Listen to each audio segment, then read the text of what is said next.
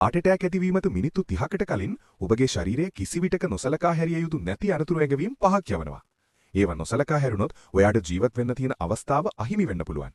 මේවා heart attack එකක මුල් ලක්ෂණ පහයි. මේ වීඩියෝව අවසානය දක්වා බලන්න. කවදා හරි ඔබට මේ තොරතුරු අවශ්‍ය වෙන්න පුළුවන්. වැදගත්ම දේ ඔබ ආරක්ෂා කරන්න කැමති කෙනෙක්ටත් මේක ෂෙයා කරන්න.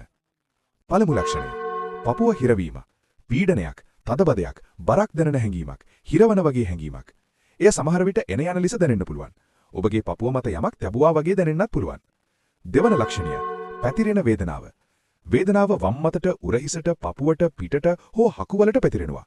එය හැම විටම තද වේදනාවක් නෙවෙයි. සමහර විට ගැඹුරු සහ අමුතු හැඟීමක් වගේ දැනෙන්න පුළුවන්. තුන්වන ලක්ෂණය. හුස්ම ගැනීමට අපහසු වීම. ඔබ කිසිම වැඩක් නොකරන වෙලාවක පවා හුස්ම අඩු වෙනවා වගේ දැනෙන්න පුළුවන්.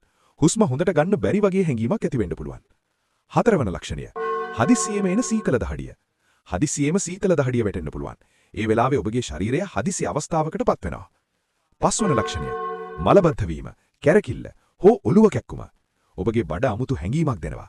ඔබගේ හිස ගලක් වෙලා යනවා වගේ දැනෙන්න පුළුවන්. සමහර විට බිම වැටෙන්න වගේ දැනෙන්නත් පුළුවන්. මේ ලක්ෂණ හදිසියෙම ඇති වුණොත් බලාගෙන ඉන්න එපා. වහාම හදිසි වෛද්‍ය සේවාවට කතා කරන්න. ඔබට කවදා හරි මේ